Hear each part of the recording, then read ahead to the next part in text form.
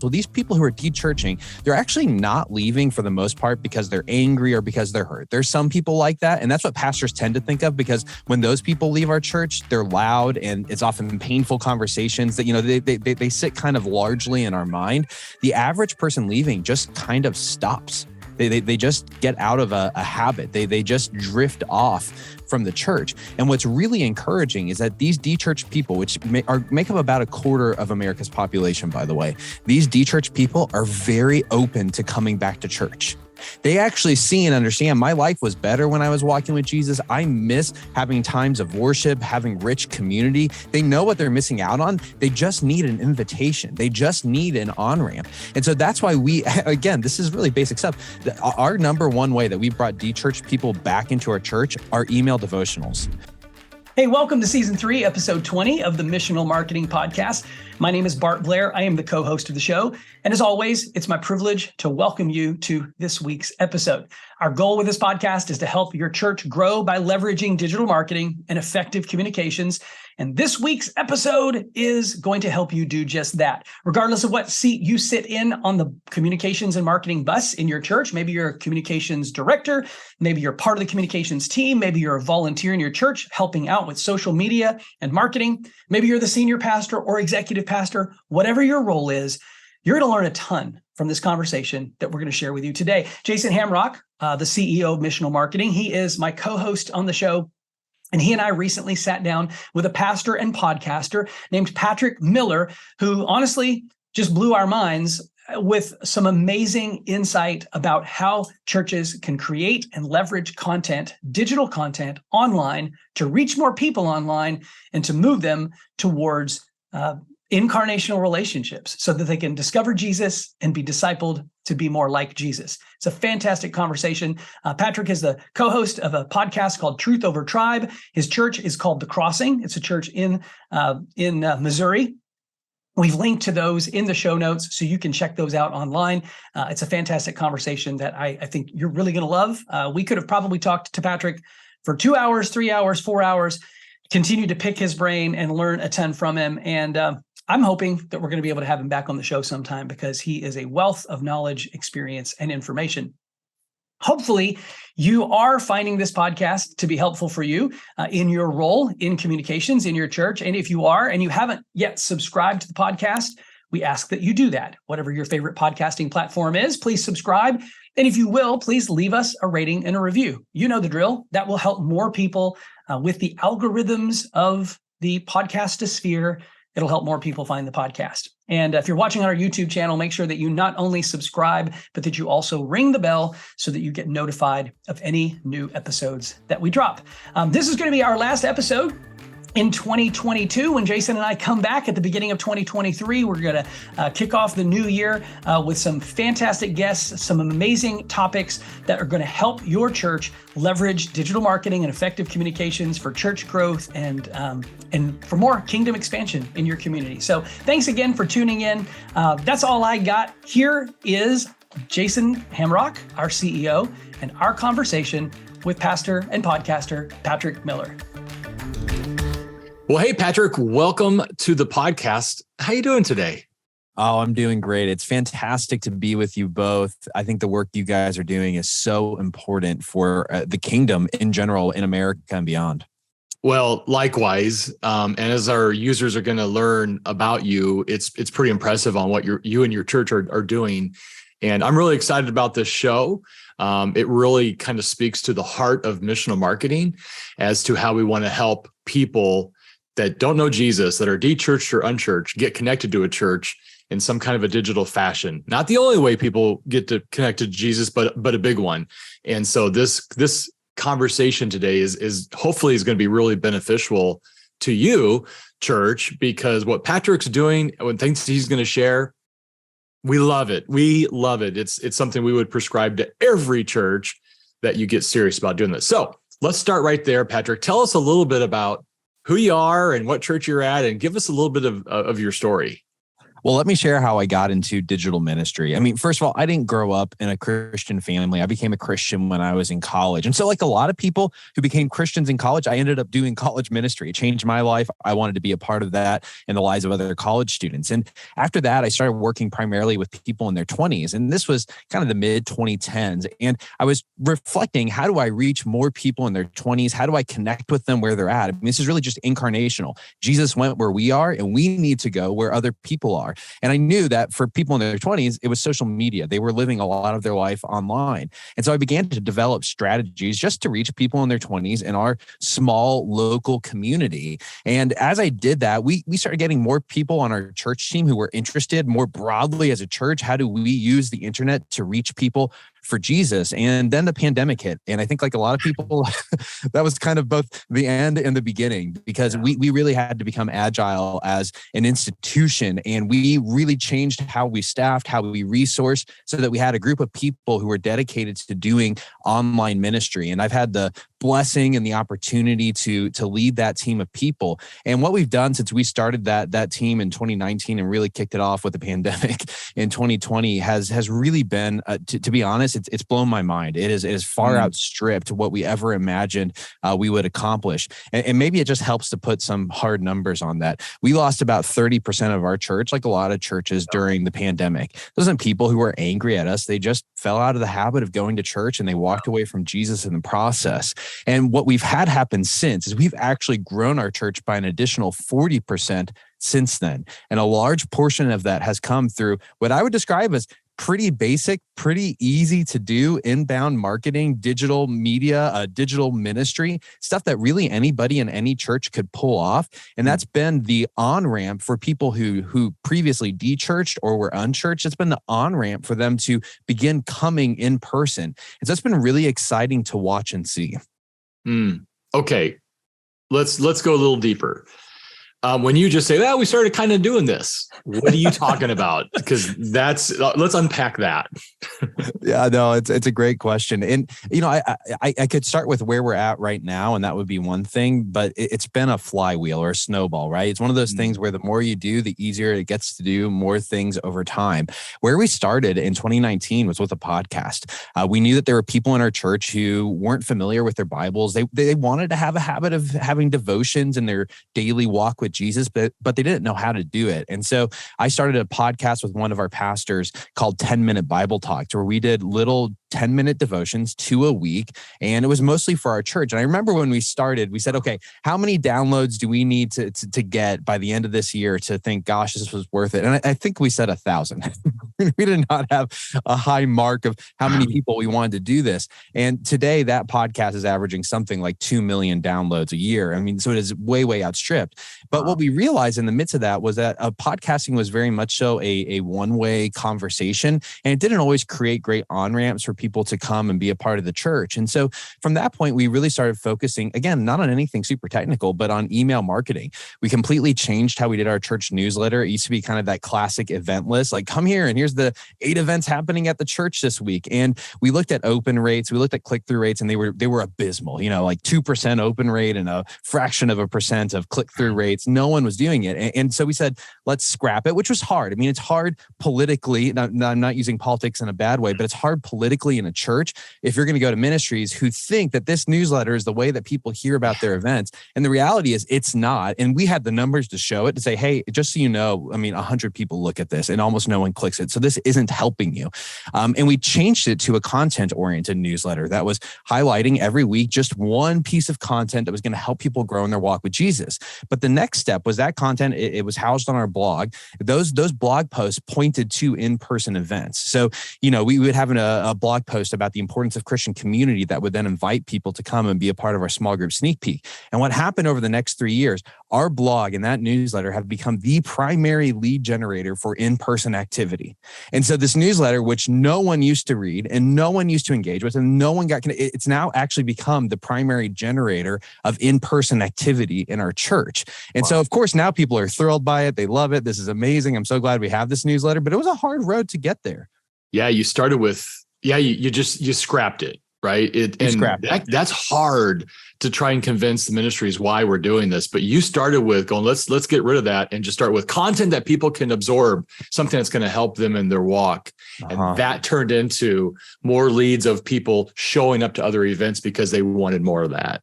Yes, hey, yes, Patrick. Exactly what it did. Patrick, how can I get on the newsletter list? I think I need to receive this newsletter. Is there a link on the website or someplace that I can go to sign up? Well, if you just go to thecrossingchurch.com and you land on that webpage and stay there for just 2 seconds, a little banner ad will pop up that will invite you to sign up for our newsletter. And we believe that it's not just content, it's also data. I mean, we are really, really intentional about data collection. And so when someone signs up for our newsletter, they're giving us their name, they're giving us their email address, and using our CRM, we're able to track their activity on our website. And so we're able to get a really good idea of who is this person, what's the kind of content that they're interested in, and using smart content to make sure that we're delivering them the next piece that's actually going to help them grow on their walk and their journey with Jesus. So it's very, very strategic. And again, that interfaces with our church database. And so we have all these tools that we've developed, I mean, really over the last 3 years that allow us to essentially create a digital funnel or a digital pathway or a digital journey that we can take people on from I've never stepped foot inside a church, or I've never come to the Crossing, our church, to now I'm attending on Sundays, I'm serving in the children's ministry, I'm going to small groups, I'm giving. We've seen that be a really effective way of getting people down the pipe. And you're able to, you mentioned something that I think just probably blew right over people's heads that don't understand this. You just mentioned that based on how, what do they sign up for or from, you're able to track what they're going to do or what they are doing. And then you're communicating to them things that are relevant to them about how they got, let's just use marriage, right? So maybe there was a marriage, something on a blog post around helping to improve your marriage, and somebody gets on your blog or they see a podcast and they sign up because they want more of that. Are you telling me then that you're intentional about your communication is more about that, not some other something out of left field? Or how's that roll? How's that roll with you guys? Well, so, and again, part of this has to do with the size of your church, the amount of resources that you have. We're a large church and we've been blessed with a lot of resources. So there's some things we can do that I don't think a smaller church would have the resources to be able to do. And one of those things is we use something called smart content, which is essentially your database is paying attention to what people are doing. And you're telling the database when they're at this step or this phase, this is the next piece of content we want to deliver to them. So let me make this a little more concrete. Let's say that I land on the Crossings website and we know that you've never done anything here before. We're using cookies, so you're brand new, and you end up signing up for the newsletter. Well, I know that at that phase, you're probably not at the step or the point in your journey where you're ready to come in person. And so I want to make sure that the content and the things that I'm offering you are more digital. They're content oriented. And once you've done a certain amount on our website, then we can make the transition to saying, hey, you're reading all these blog posts on marriage. We have a marriage class coming up, and now you're actually ready. So essentially it's about cold leads versus hot leads. And if you're tracking people and what they're doing on the website, you can give them hot leads. But again, even if you're a small church, you don't have to be able to do this to really create on-ramps. I mean, we just recently started doing this stuff, and we were already seeing tremendous results before we were getting using smart content. Yeah. You mentioned 40% in-person growth. In-person growth, yeah. Yeah. Not to mention the amount of people you're reaching online that have yet to show up, but they're tuned in and they're watching. Mm-hmm. Right? Yeah. Well, Patrick, go ahead. I was going to say you are, I think you're tearing apart another presupposition that a lot of churches and a lot of church leaders have, which is if somebody lands on my church website, maybe they've clicked an ad, they've seen a post on social media, they come to read a blog post or read about some ministry. You're basically saying you don't believe that person is always ready to show up at church on Sunday morning, that there's actually something else that we need to do to cultivate that relationship, to nurture that relationship, to move them towards weekend attendance. I think that's a game changer for a lot of church leaders. Can you expound on that a little bit? Well, I would put it this way. We're living in a post-Christian culture. And what I mean when I say that is that there is a large proportion of our population that either has no church experience or has de-churched. They've left the church behind. In fact, there's a study that's coming out and we helped fund it. We were a part of it. And so I've got some of the early insights from it. We are going through the largest religious shift in American history right now. But for the first time, it's a shift away from the church. There's never been a shift away from the church at this size and this magnitude. There's been shifts towards the church that near this size and magnitude in the past. And so what does that tell us? Well, these people who are de-churching, they're actually not leaving for the most part because they're angry or because they're hurt. There's some people like that. And that's what pastors tend to think of, because when those people leave our church, they're loud and it's often painful conversations that, they sit kind of largely in our mind. The average person leaving just kind of stops. They just get out of a habit. They just drift off from the church. And what's really encouraging is that these de-churched people, which make up about a quarter of America's population, by the way, these de-churched people are very open to coming back to church. They actually see and understand my life was better when I was walking with Jesus. I miss having times of worship, having rich community. They know what they're missing out on. They just need an invitation. They just need an on-ramp. And so that's why again, this is really basic stuff. Our number one way that we brought de-churched people back into our church are email devotionals. So every Christmas, every Easter, a few other times throughout the year, we use Facebook ads to basically promote devotional content. So here's our Advent devotional, and you'll get 5 devotionals a week up through Advent. And this is a huge way that we've reached de-churched people. And because we're tracking them, we're actually able to, using Meta, create lookalike audiences. So we know, hey, here's this pile of de-churched people who have now come to the crossing. Let's find other people who look exactly like them in our local community and reach them with more ads. And so every year, it's like a flywheel. The first year it was 100 people. The next year was 1,000. Then it was 3,000. This year it's going to be 9,000. And so again, we've just figured out that if you can reach people where they're at and they're already open to coming to church, you might have to start with them online, because they know how to go to church if they're de-churched. They just haven't made that step. Now, for people who are unchurched, maybe these are Gen Z who had Gen X parents who stopped going to church, and so they never grew up in church. Again, I mean, first of all, this is a generation that has tremendous social anxiety. So the idea, when's the last time you walked into a building that did a thing that you didn't know what the thing was and you felt comfortable doing that?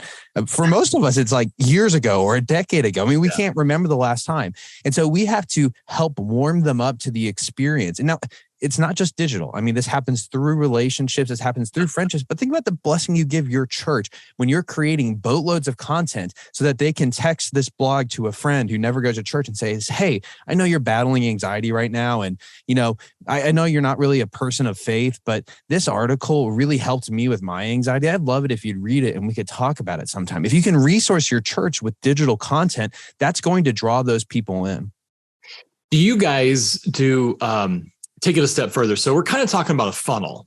Yes. Right here, right? And that's a kind of a key phrase, because, you're not going to get everybody, but, people that land on your website or get to you capture, at some point you capture a name and an email, maybe even a cell phone, and you keep moving them down to where then now they are attending, right? So that's like a funnel. Yeah. Do you guys at some point take the extra step to call or try and engage and meet face-to-face with people?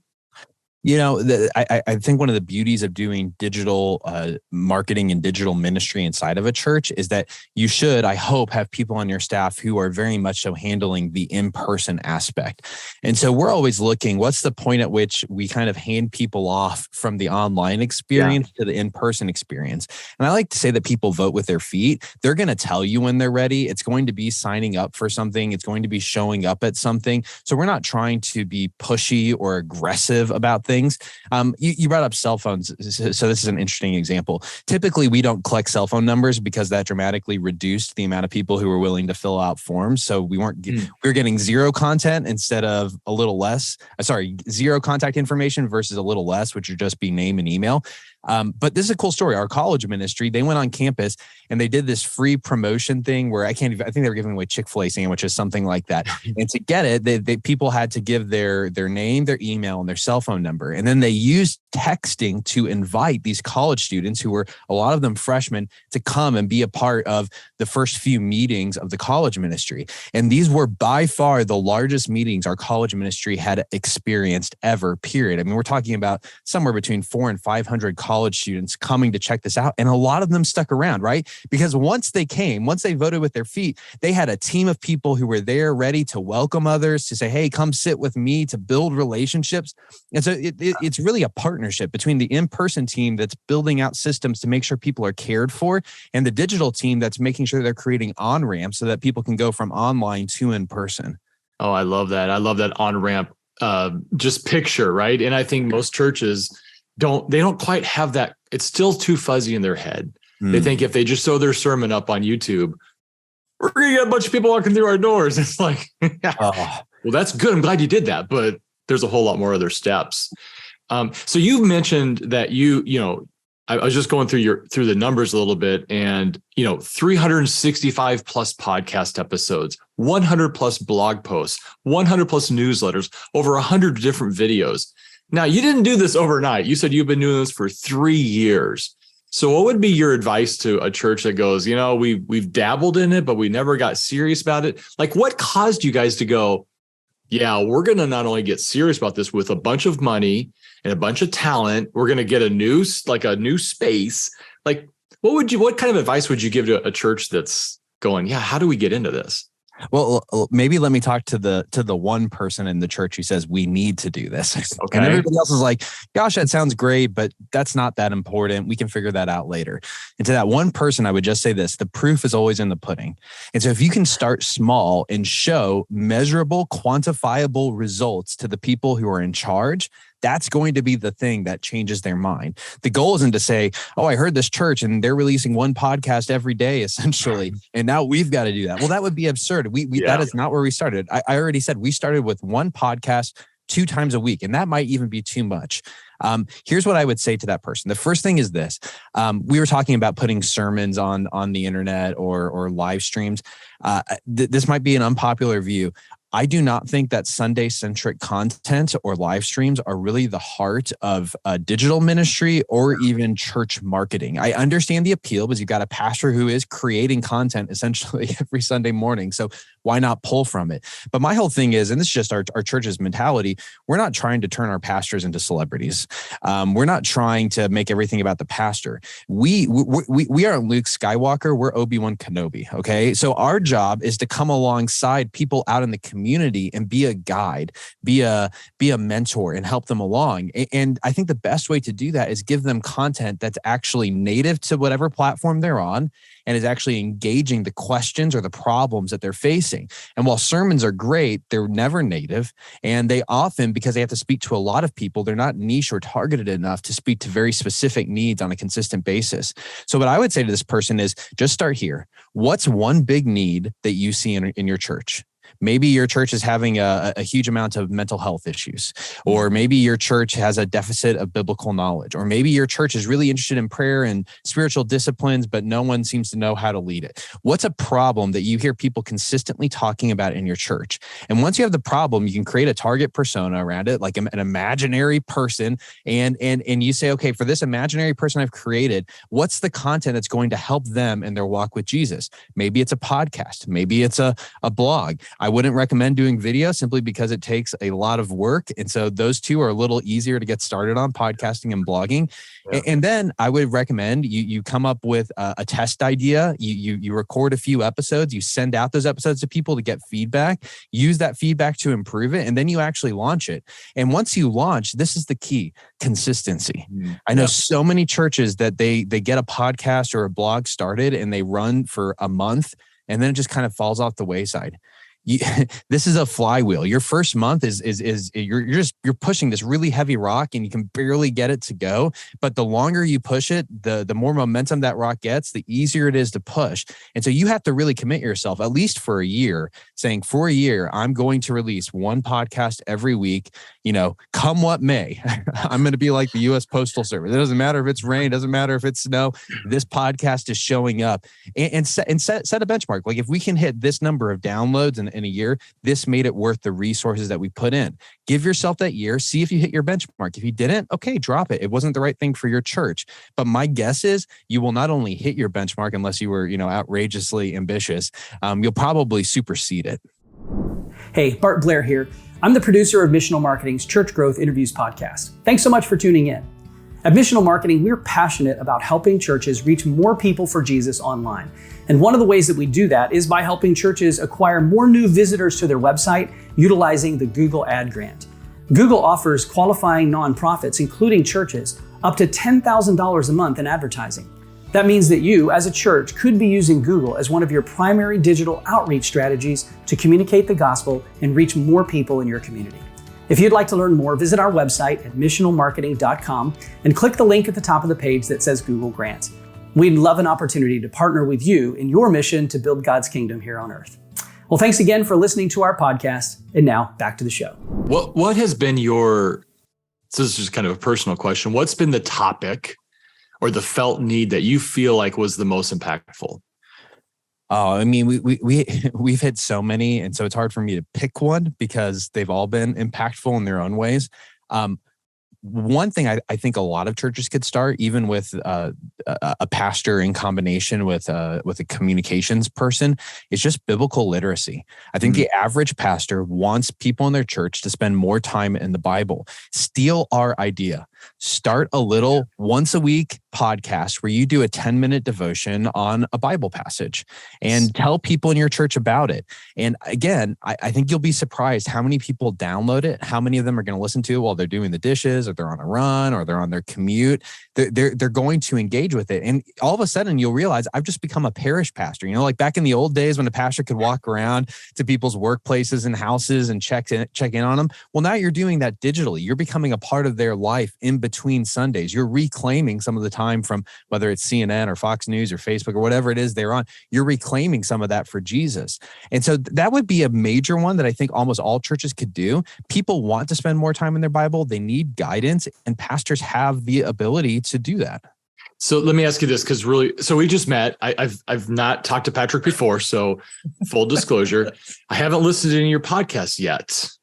The keyword there yet. So I'm gonna go listen to some. I will say I have. I just want to clarify because I'm the one that booked Patrick on the show, and I've listened to a few episodes of Truth Over Tribe, but not really any of the church stuff. So I'm thinking, okay, sorry for interrupting. That's I love that idea. Like 10 minutes in the Bible. What do you do at the end of your episode what's the call to action? Yeah, that's a great question. Again, this is going to be different depending on the church. Podcasting, well, let me tell you about the pros and cons of podcasting. Pros of podcasting, especially if you're in a college-educated environment, podcasting has grown tremendously. You have a lot of people in your congregation who are listening to podcasts. Again, if you're in a mostly college-educated environment, that would be less the case if your congregation is maybe more high school educated. So again, I'm just saying that you need to know who your people are. The downside of podcast is you get download numbers. You really don't get much data beyond that. And so it can be really hard to track what's happening with those people. And so for us with our podcast, our major goal is exposure. And so what we do at the end of every podcast is just tell people, hey, obviously you've got the like and subscribe. But actually the bigger thing is telling people to text the episode to a friend. We've learned over time, because we can see this, that the number one way people share our podcast episodes is via text messages. Now, I like to think, who are they texting this to? Well, they're probably texting it to family members, to friends, maybe to people who are outside the church.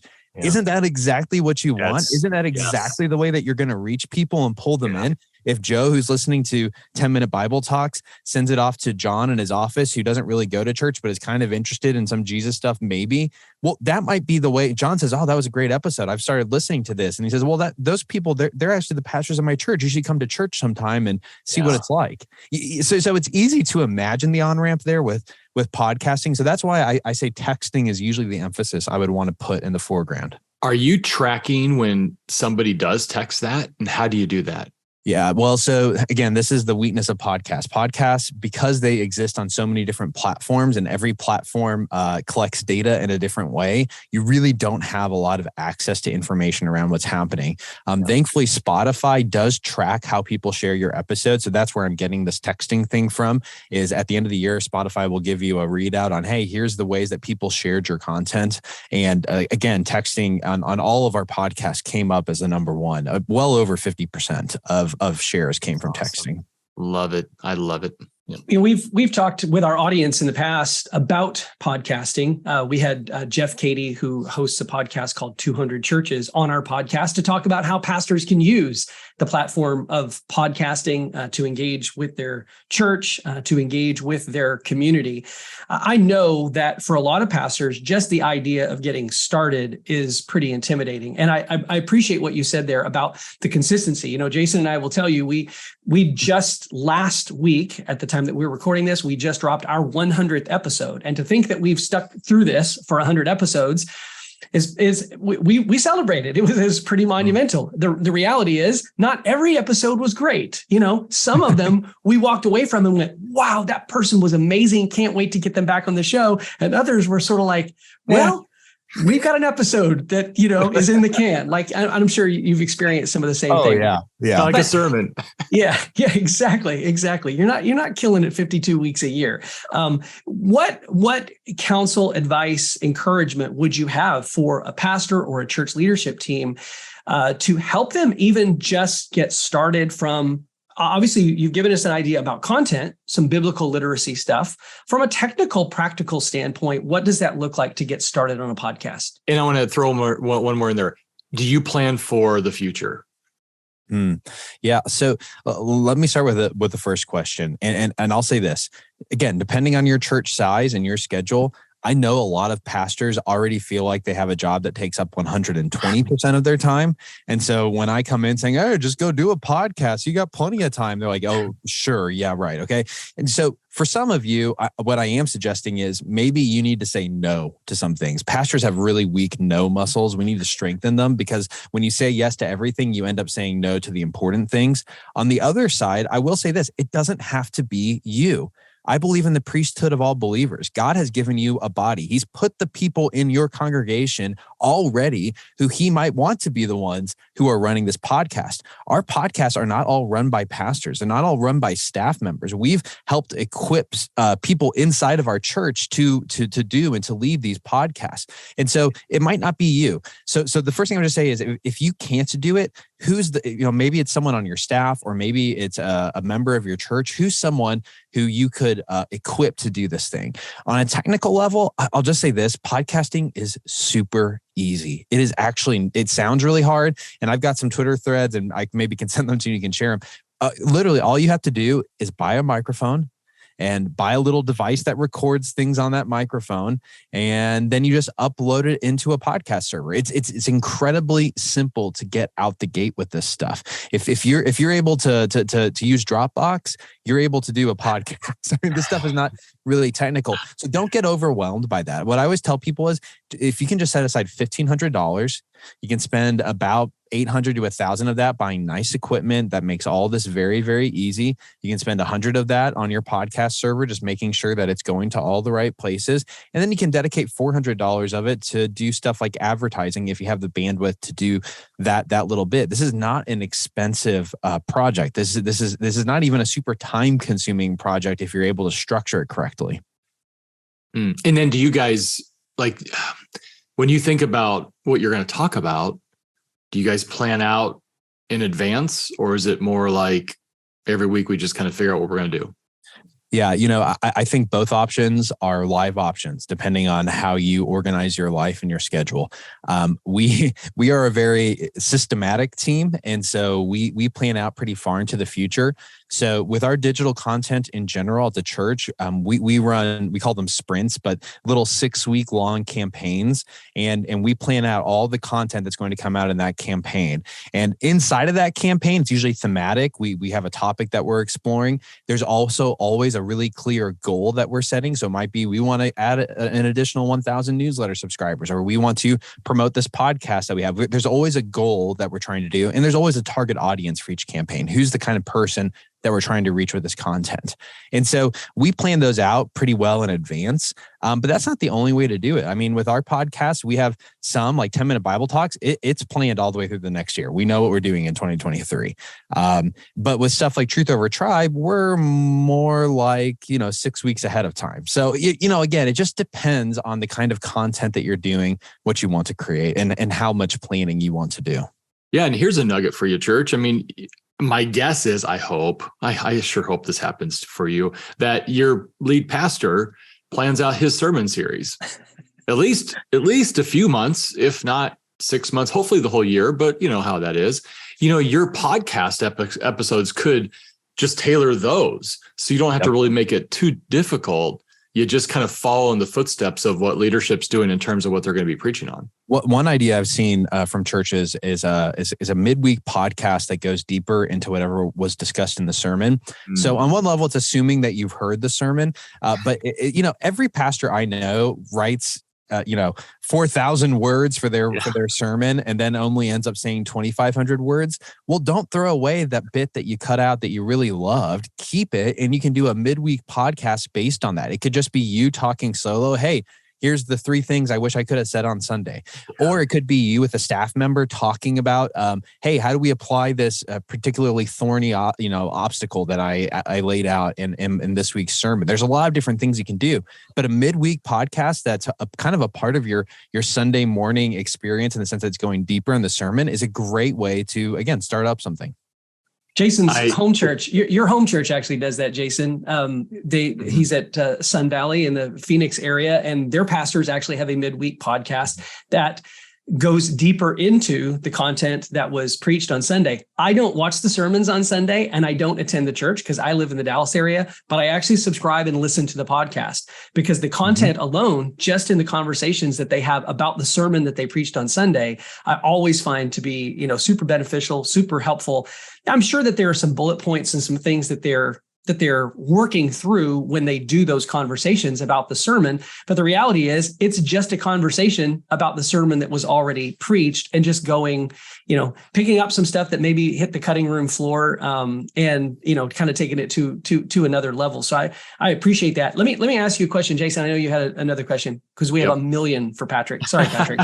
And sorry for those of you who are listening here. Patrick, you mentioned just a minute ago that when you're thinking through the content that you're creating and you're planning that out, you're thinking about the audience that you're trying to reach. Do you do the majority of your content for your, what we would call ring 1 people, the people who are already part of the crossing? Or are you thinking about the ring 2 people in your community who might be actively looking for a church, or ring 3 people who are just out there in the community that aren't even looking for a church? Like what is your primary audience when you're creating your content? That's a fantastic question. And the answer is all of the above. Depending on the specific campaign you're in, we might pick one of those groups. So we have some campaigns that are really focused on what we call them bottom of the funnel. I think you call them ring 1 people. That's who we're focused on reaching and creating content for. We have some campaigns, probably the majority, that are focused on ring 2. So these are people who we would maybe describe not just as community, but also people who they're checking out church. They're not super engaged with what's happening inside the church. And so we do most of our campaigns focus in that sphere. And then we do some that reach outside of that as a church. I mean, we have national podcasts, and what we do with some of those looks a little bit different. But as far as our church content goes, for the most part, we're focused on ring 1 and ring 2, primarily ring 2. But again, we don't do both at the same time. That's really important to note. We don't say, hey, in this campaign, we're going to try to reach both the people at the bottom of our funnel and the people who've never heard of our church before. That's a great way to miss everyone. Yeah, it is. I was going to go back because I think that's a really important, and we probably need to land this plane. But I want to go back and talk about this key word that is, if you don't embrace this word, it isn't going to happen for you. And that's consistency. You have to be consistent. And through that, I will also say you're going to have failure. And that's a good thing. So don't get beat up when your podcast is horrible or doesn't go out on time. Just keep going and learn from it, because I think, through failure, that's going to help you get better. You're not going to hit a home run every single time.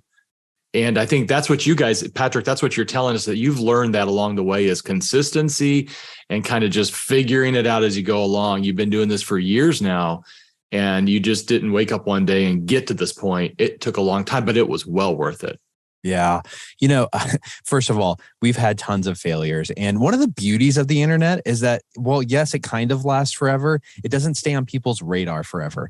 And so I kind of joke that sometimes we're just creating the shiniest piece of trash on top of the trash heap. If it's not very good, eventually something is going to cover it up and everybody will forget about it. But I agree, consistency is by far the most important thing. I would far rather have a mediocre talent who could produce consistent content over a world-class talent who cannot be consistent at all. I will always take consistency. And I think about these as like dials, like quality on one end and time or time input on the other end. You've got some people who they want to be perfectionists. Everything has to be really, really high quality.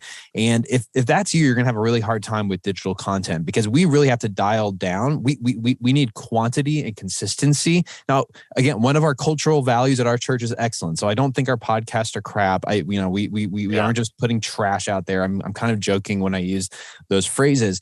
And yet I understand that consistency is the key to growing an audience. It's the key to engaging people over the long term. And yeah, I go back and listen to our early episodes of many of our podcasts. They're disaster zones. Shaking your head. And I'm sure I'll go back to the ones we're doing right now, a year from now, and be like, oh my gosh, that was terrible. I can't believe we did that. But that's part of growth and maturity. It's the exact same thing as preaching. You listen to your early sermons. Good gosh, they're awful, and you're just glad that you got to grow over time. And you know what forced you to do that, by the way? Sunday's always a coming.